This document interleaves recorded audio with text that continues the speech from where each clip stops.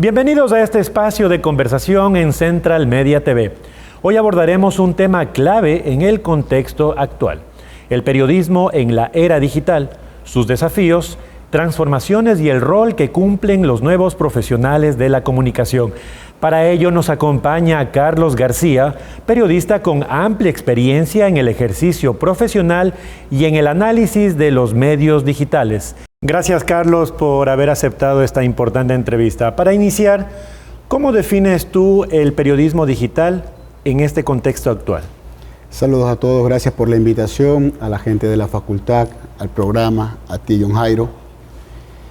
Definir el periodismo en la actual circunstancia es hablar de un tema muy cambiante que durante los últimos 10, 12 años ha significado para nosotros, los que estábamos anteriormente ya ejerciendo, una nueva forma de hacerlo. La inmediatez ha sido el gran protagonista en los últimos años y nosotros lograr llegar a ese nivel y a la tecnología actual, adaptarnos, es difícil, pero periodismo sigue siendo periodismo y comunicación, hacer este tipo de comunicación es también es estar concentrado, es tener ética, es trabajar para la gente, pensando en la gente y no dejarse llevar por los errores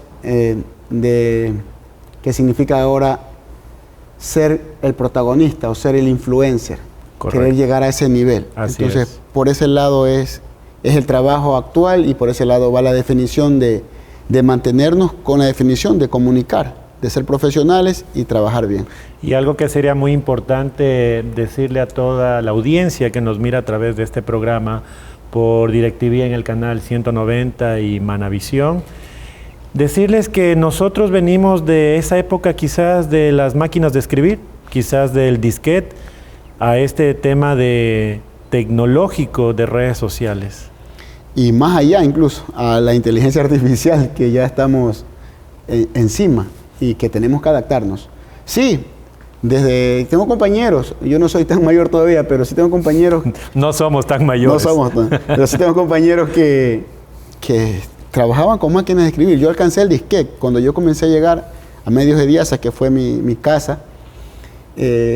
Ahí se trabajaba ya en computadores, pero todo se grababa no en una red, sino en disquete. Y el disquete se iba hacia la planta central para bajar el material y ellos luego hacer el proceso de impresión de los periódicos.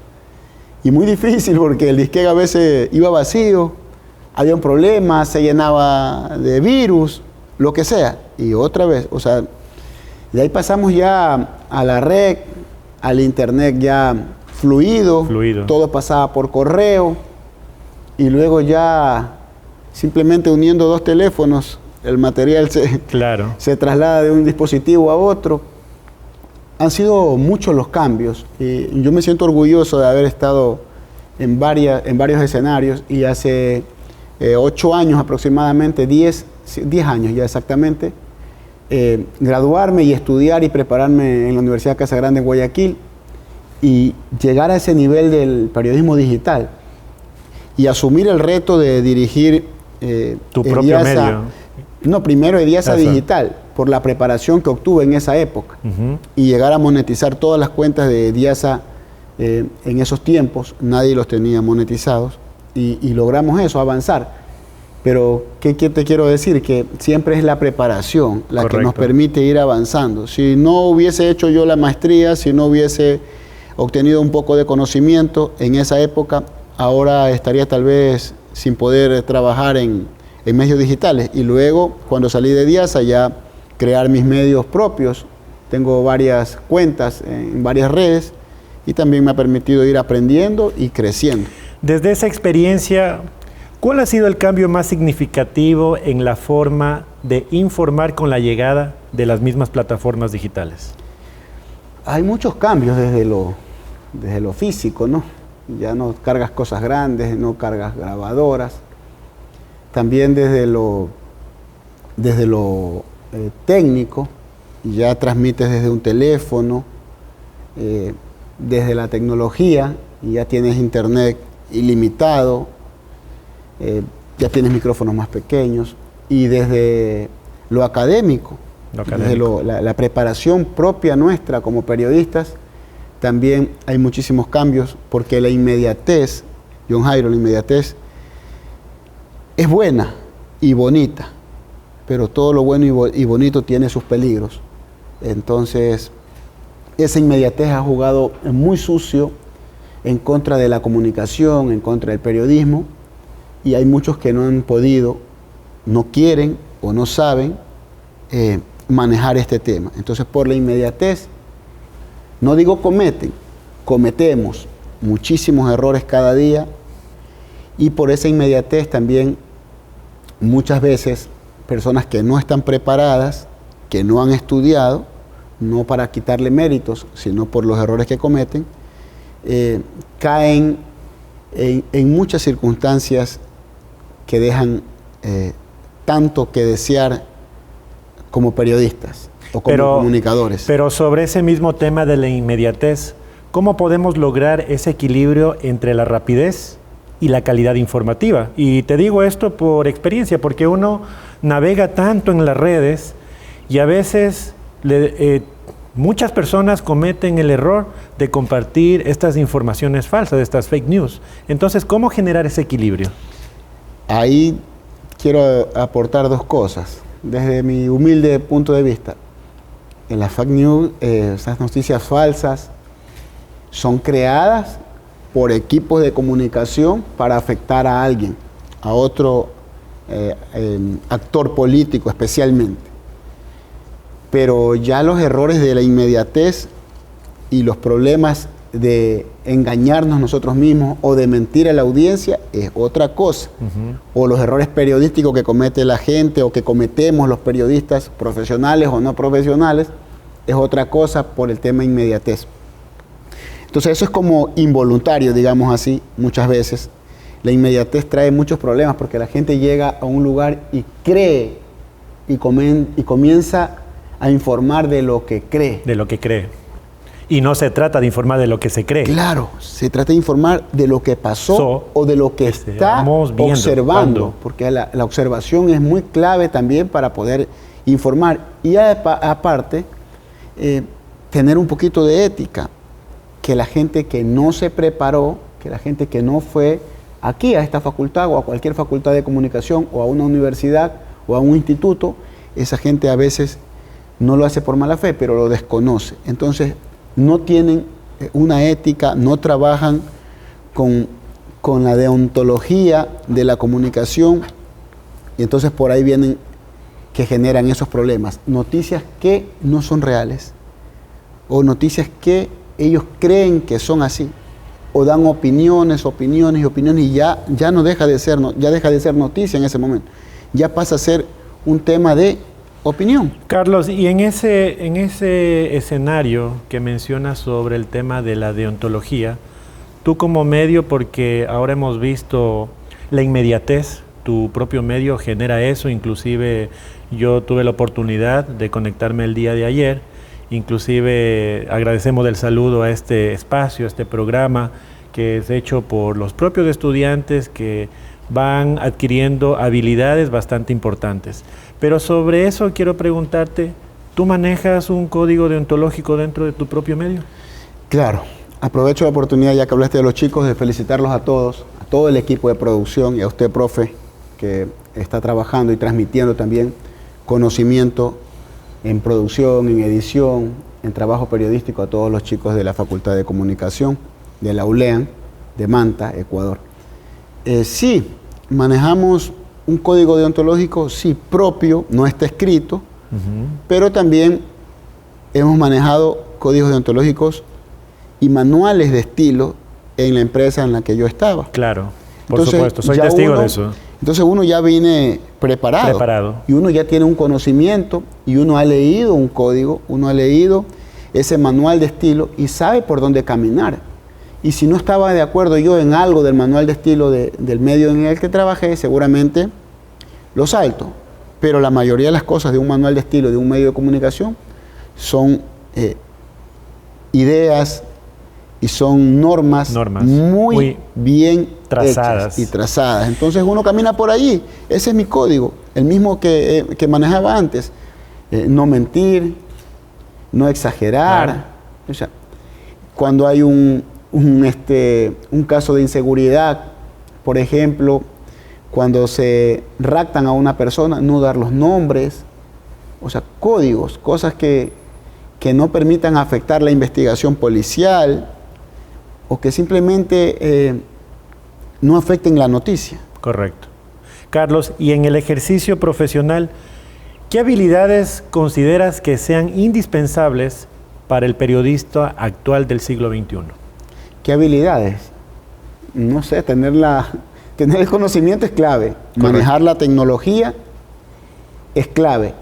Y prepararse académicamente es también muy clave. Y obviamente ir obteniendo la experiencia, que esa experiencia es la que te permite muchas veces cerrar la boca cuando tienes que cerrarla y no decir alguna barbaridad que pueda afectarte. Estamos en tiempos muy inseguros. Nosotros actualmente en los medios digitales, digo nosotros porque tenemos un grupo de compañeros que transmitimos en vivo acá en la provincia de Manabí. Entonces estamos 12, 15 personas que siempre estamos transmitiendo en vivo y todos nos autocensuramos. Nos autocensuramos, John Jairo, en ciertos temas, en ciertas cosas y decimos esto no podemos decir. Compañeros, ojo que lo que está pasando en tal sector significa esto y tiene estos riesgos. Ojo compañeros, incluso antes de transmitir ya estamos pilas que pasó esto en tal sector y podría ser tal persona. Entonces hay que trabajar mesuradamente los temas sin llegar al lugar y alocarse y comenzar a hablar. Esto pertenece a tal persona y no es así porque tú puedes saber que pertenece a tal persona o que ocurrió en la casa de tal persona según lo que todo el mundo dice, pero legalmente, John Jairo, no pertenecía a esa persona. Claro, correcto. No estaba en una propiedad de tal persona, o no era el carro de tal persona, incluso no era familiar de tal persona. Entonces tú alardas y llegas, no, que mataron al ni sé quién en la casa de ni sé quién. Y nada que ver, pues te equivocaste 50 veces ahí en una noticia.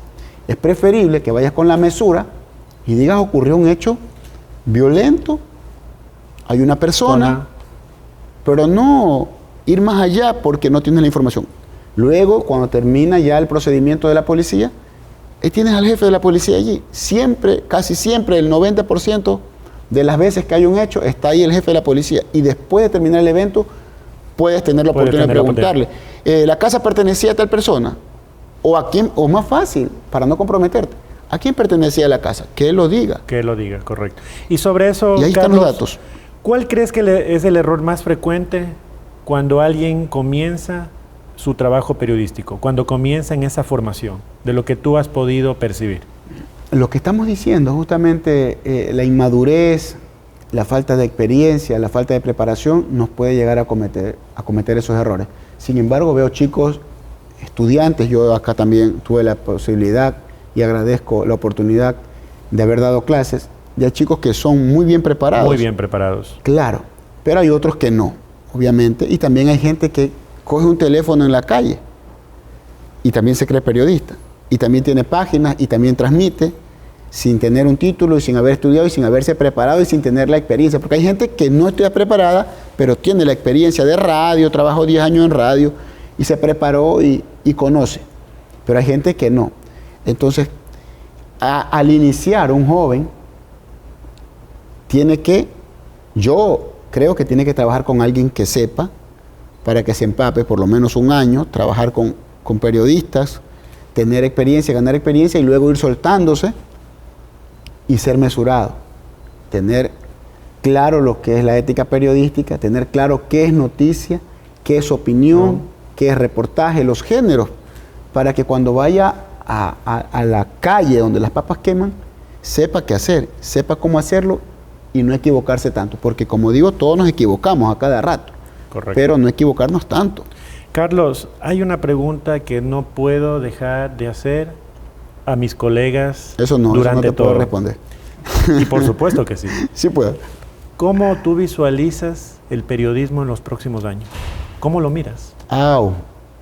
Te cuento que tuve un profesor, un maestro que en la maestría, que tenía esa capacidad y lo contrataban para eso, un poco para percibir lo que va a pasar a futuro. Antes, alguien que hacía eso le decían brujo, pero ahora es una profesión. Una profesión. Tener la posibilidad de análisis con data actual, con todo, para decir qué va a pasar. Yo no tengo esa capacidad, pero sí creo que en un trabajo que hicimos, académico, pudimos detectar lo que está pasando. Te estoy hablando de 6 años atrás. Lo que está pasando, que solamente los robots te redacten todo. Ya. Y ahora, actualmente yo creo que, ¿en cuántos años me dijo? En 10. En los próximos años. En los próximos años. No hablemos de 10, hablemos de 4. 5 años. Que solamente lo que tú pienses se escribe en la pantalla. Eso. ¿Y tú piensas que quizás la IA pueda reemplazar nuestro ejercicio profesional? Ya lo reemplaza. Porque es una situación o un cuestionamiento que al menos en lo personal yo me lo he hecho. Sí, ya lo reemplaza. Para mí ya nos reemplazó. ¿En qué crees que nos reemplaza? Nos reemplazó redactando. Yo ya no escribo. Okay. Yo le paso los datos a la IA y la IA me redacta. Obviamente tiene errores. La voy corrigiendo y la voy amoldando a mi estilo. Pero yo ya no escribo. Antes escribía yo 10 notas diarias. 8, y me sacaba el aire. Claro. Pero ahora escribo 15, 18, 20 con la IA. ¿Pero la consideras un riesgo o una aliada? Es una aliada, definitivamente es una aliada. Y también la edición de videos. Antes me sacaba el aire editando. Ahora le paso el material y la IA me lo edita. Con una app. Es una locura. Una locura. Ya lo vi, por eso le digo, hace 6, 7 años atrás, con un trabajo, ya dijimos que eso podía pasar. Y ya pasó. Y lo que va a pasar ahora es que simplemente con el nuevo teléfono que hay, con internet satelital, que ya no necesitas chip, que no necesitas nada, que solamente vas a tener un chip acá, con esa intercomunicación pantalla-cerebro vas a poder generar todo. Correcto. Ni siquiera tienes que escribir, ya no tienes que utilizar el táctil, que era el éxito.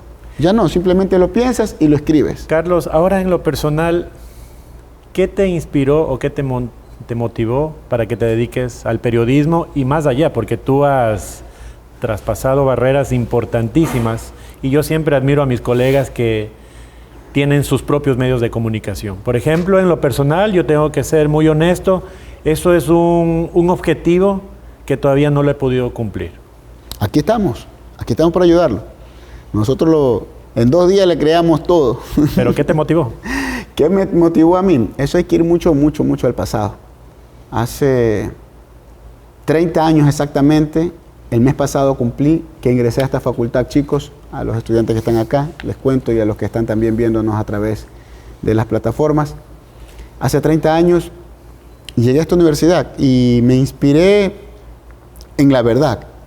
Siempre me gustó la verdad. Soy bastante... ¿Tú eres graduado de aquí de la ULIEN? Sí, graduado aquí, claro. No lo sabía. Sí. Ese es un nuevo dato que debo decir a los televidentes, importante. Usted tiene que saber que también soy graduado de esta universidad. Facultad Ciencias de la Comunicación, cuando éramos la FACO, facultad. En la ULEAN, acá en Manta. Entonces, justamente, John Jairo, ese es el trabajo que nos inspiró en esa época, la verdad. Siempre yo fui muy ético en ese sentido y comencé en una gran escuela, que era una escuela colombiana que vino acá a enseñar. En esa época se llamaba Diario Metropolitano. Estamos hablando de 1996 para ser exacto, hace 30 años. Y ahí comenzamos en esa escuela, sin saber leer ni escribir prácticamente, pero ellos nos moldearon a su gusto y nos dieron luces por dónde iba la cosa en esa época. En esa época el periodismo era muy político y muy rígido. Solo salían en la prensa los directores, los jefes, los gerentes, las autoridades, los alcaldes. Eso era la gente importante que salía en un periódico. Entonces en esa época comenzamos a trabajar con la cercanía, que ahora es muy de moda y sigue en la actualidad, con la gente, con las historias, y hacer reportajes de personas, de ciudadanos que andan a pie, que andan en bus, que venden legumbres, que andan en el burrito cargando agua, que le afectó el invierno, que se le llevó la casita. A esa gente eran nuestros protagonistas.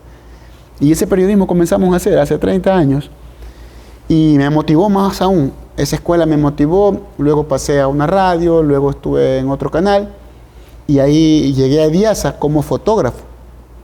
Claro, sí recuerdo. Había la oportunidad de ser fotógrafo en EDIASA.